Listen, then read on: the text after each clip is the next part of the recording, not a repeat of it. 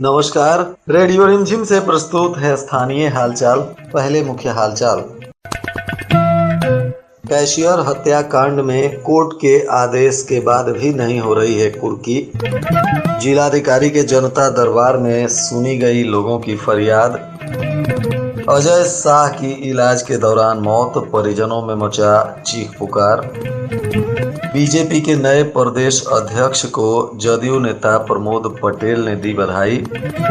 विभिन्न जगहों से पकड़ी गई भारी मात्रा में शराब, तस्कर भी हुए गिरफ्तार। स्थानीय हालचाल के इस अंक के साथ मैं निकेत मिश्र। अब हालचाल विस्तार से।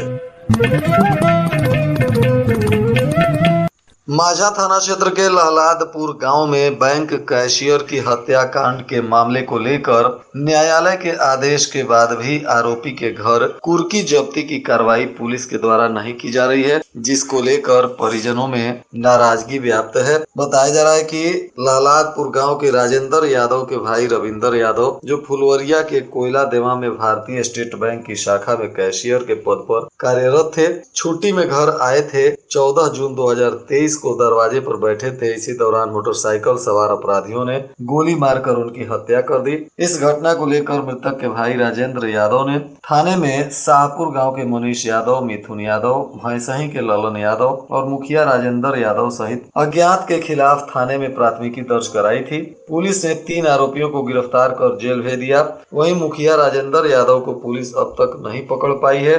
6 माह पूर्व न्यायालय ने आरोपी के घर कुर्की करने का आदेश दिया है। उसके बाद भी पुलिस आरोपी के घर कुर्की जब्ती की कार्रवाई नहीं कर रही है, जिसको लेकर परिजन काफी नाराज हैं और पुलिस पर शिथिलता का आरोप लगा रहे हैं। जिलाधिकारी मोहम्मद मकसूद आलम के कार्यालय में आज जनता दरबार का आयोजन किया गया, जिसमें दर्जनों लोगों ने अलग अलग क्षेत्रों से आकर जिला पदाधिकारी के पास अपनी फरियाद सुनाई। जिलाधिकारी ने भी गंभीरता पूर्वक मामले को सुनने के बाद विचार विमर्श करते हुए पदाधिकारियों को समाधान करने हेतु निर्देशित किया है। इधर जादवपुर थाना क्षेत्र के बाबू बिशुनपुर गांव में 4 दिनों पहले एक युवक की गला रेत कर हत्या करने का प्रयास किया गया था। वह गंभीर रूप से घायल था, जिसको स्थानीय डॉक्टरों ने गोरखपुर रेफर कर दिया। अब पता चला है कि गोरखपुर में इलाज के दौरान युवक की मौत हो गई है।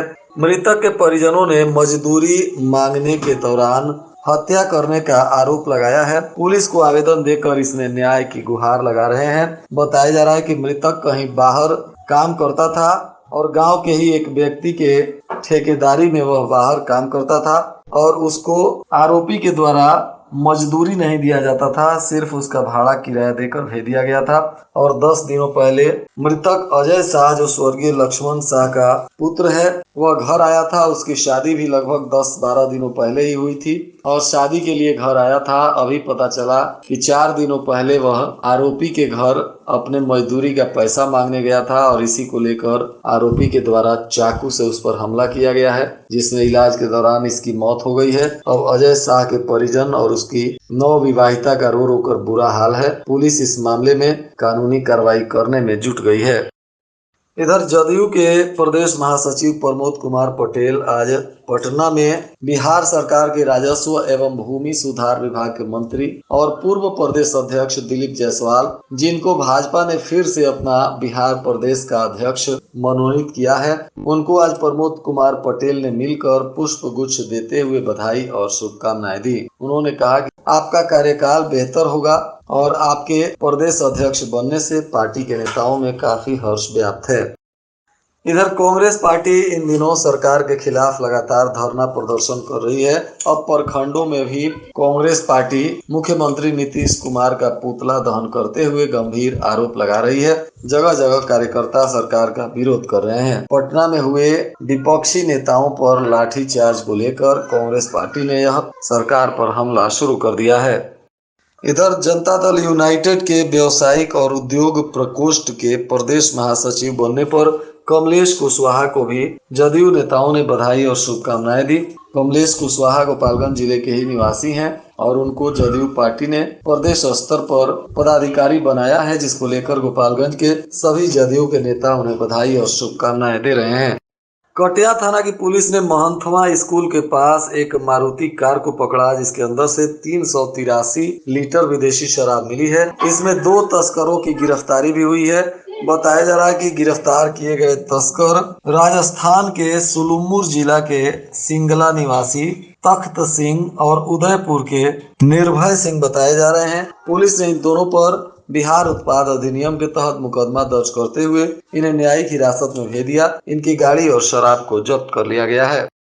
विजयपुर के डीगवा सरिया में श्रीमद् भागवत कथा ज्ञान यज्ञ का प्रारंभ हो चुका है। यहाँ भारी संख्या में श्रद्धालु प्रतिदिन भागवत कथा का आनंद ले रहे हैं। इस दौरान भागवत कथा करने के लिए कथावाचक श्री पीयूष मनु जी महाराज प्रतिदिन भक्तों को भागवत कथा का प्रवचन सुना रहे हैं। माझा प्रखंड मुख्यालय में बिजली की व्यवस्था चरमरा गई है। लगभग 14 घंटों तक बिजली आपूर्ति गुरुवार को ठप रही, जिसको लेकर स्थानीय लोग हलकान रहे। इस भीषण गर्मी में बिजली की कटौती से उपभोक्ताओं में त्राहिमाम मचा रहा।